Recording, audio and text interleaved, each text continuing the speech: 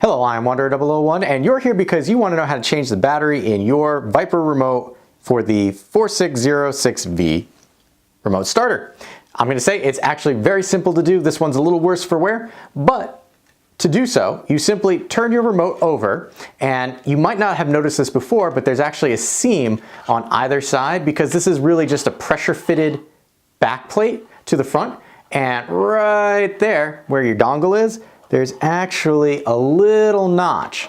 And the easiest way that I found to utilize opening via this notch is a US dime, because you simply put the dime into that notch like so and then twist. And what that will do is that will release the actual back plate here. So you see it right there. I have opened the back plate, and you might need to work around the remote to get it. And there you have your actual button cell battery. In this case, if you need to know what type you need, it is a CR2032, and that simply just slips out from here, which you can then replace with a new one.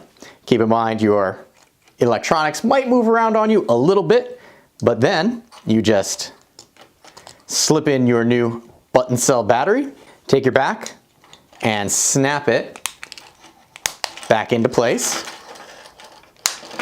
like so. And you have replaced the battery for your Viper remote. And that will stop the annoying beeping that the remote does and your car honking at you, letting you know that you need to change the battery. Nice and simple. All you need, US dime was about the size that I found was the best.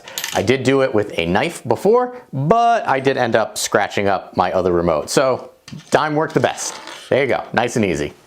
If you found this video helpful, consider giving it a like, as that will help other people find the video as well.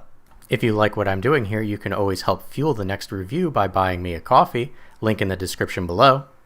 Last but not least, if you want to be notified when I upload a new video, you know what to do.